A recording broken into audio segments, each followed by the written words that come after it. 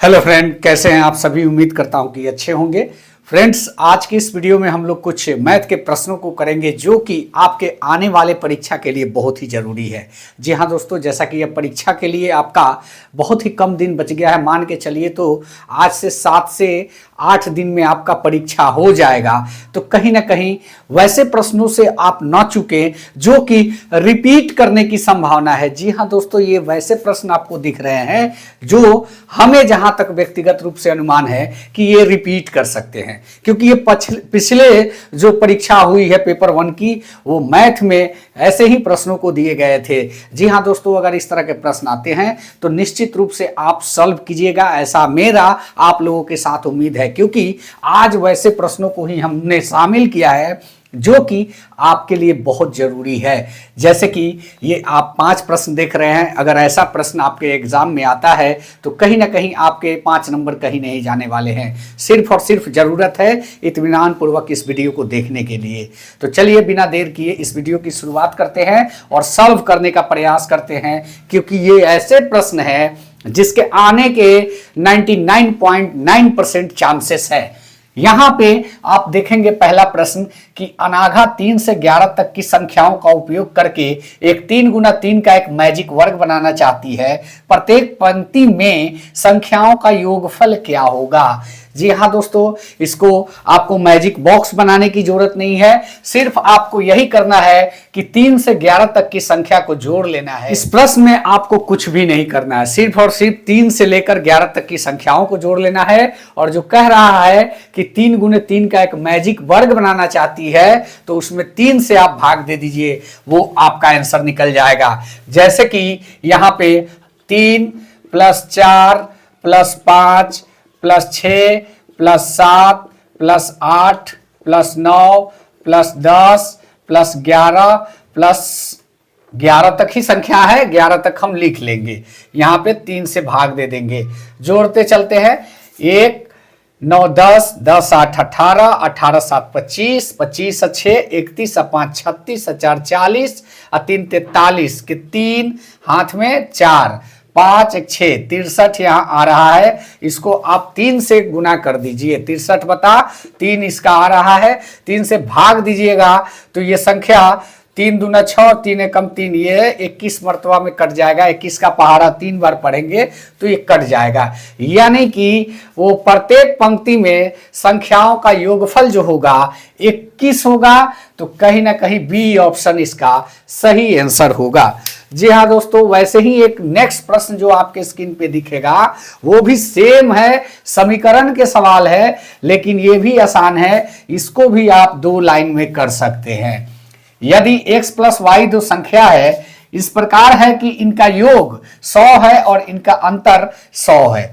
110 इसका योग है। तो मान के चलिए कि x + y = 110 है इसका योगफल, और अंतर कितना है 100 है। तो x - जो 2 संख्या है वो है आपका x और y। इसी को करने कह रहा है, कुछ नहीं करना है, इसको जोड़ दीजिए। ये माइनस प्लस है तो y कट जाएगा, ये 2x उतर जाएगा। 2x बराबर यहाँ जोड़ दीजिए, दोनों प्लस में है तो 0 1 और ये 2, ये भी कट जाएगा x से। 105 होगा यहाँ, यानी कि x बराबर कितना होगा 105। अब 105 इस ऑप्शन में एक में दिख रहा है, हो सकता है बी सही हो जाए। यहां भी आप टिक कर सकते हैं। अगर ये 2 जगह 105 x का मान दिया हो तो आपको y भी निकालना पड़ सकता है। तो चलिए निकालते हैं, एक y का मान निकालते हैं। तो x के जगह पे 105 + y = 110। अब y का मान निकालेंगे तो ये 105 इधर चला जाएगा। y बराबर कितना हुआ 110 माइनस, क्योंकि ये प्लस में है तो इधर जाएगा तो माइनस हो जाएगा। तो ये कहीं ना कहीं आपका कितना आ गया, 110 में से 105 घटाइएगा तो 5, यानी कि y का मान 5 और x का मान, x बराबर आपका आ गया 110 और y का मान आ गया 5। तो 110 5 किसमें है, ये रहा बी ऑप्शन इसका सही आंसर हो गया। जी हाँ दोस्तों, ऐसे ऐसे छोटे छोटे प्रश्न आते हैं जो कि बिल्कुल ऐसे प्रश्न आने की संभावना है, क्योंकि सीटेट इस बार प्रश्नों का लेवल थोड़ा टफ कर रहा है। तो कहीं ना कहीं ऐसे प्रश्न आपको सॉल्व करने आने चाहिए।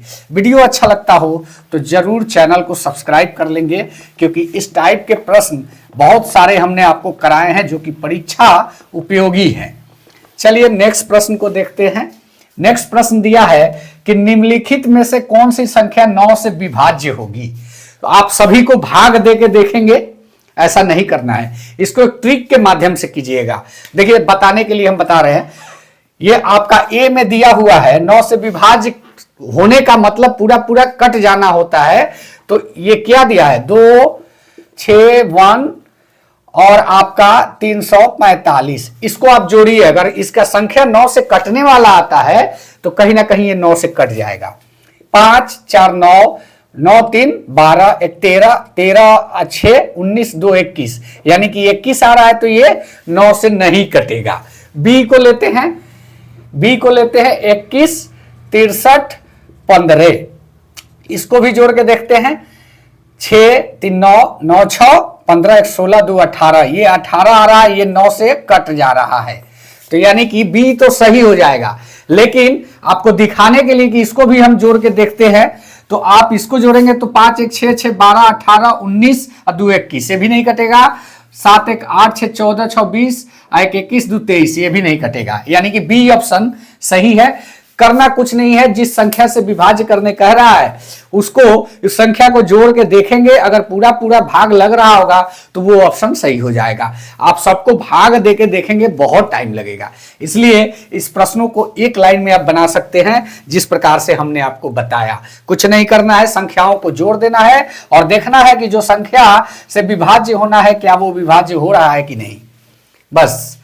अक्षर H में सभी कोणों का योगफल क्या होगा। एक अक्षर है H, इसमें सभी कोण का योग कह रहा है, तो किसके बराबर होगा। ऑप्शन इसका दिया है कि एक त्रिभुज के कोण का, एक चतुर्भुज के अंत कोणों का योगफल, एक त्रिभुज के कर्ण के सम्मुख कोणों का योगफल, एक समद्विबाहु त्रिभुज के शीर्ष कोणों का योगफल।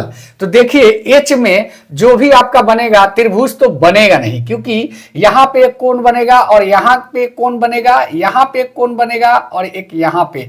अगर इसको करते हैं तो कहीं ना कहीं एक चतुर्भुज के आकार को लेता है और इसमें यही पूछ रहा है, तो त्रिभुज वाले सारे ऑप्शन को काट देंगे, क्योंकि इसमें भी त्रिभुज है, एक ये सी त्रिभुज है, इसको भी काट देंगे, इसको भी काट देंगे, बाकी जो बचेगा वही सही हो जाएगा। यानी कि बी ऑप्शन इसका सही आंसर हो जाएगा। जी हाँ दोस्तों, इस तरीके से आसान भाषा में आपको मैथ के सवाल कोई नहीं बताएगा जिस प्रकार से हमने आपको बताया। तो उम्मीद करता हूं कि यह वीडियो अच्छा लगा होगा। अगर अच्छा लगा है चैनल को सब्सक्राइब करें। मिलते हैं नेक्स्ट वीडियो में। धन्यवाद। जय हिंद। वंदे मातरम।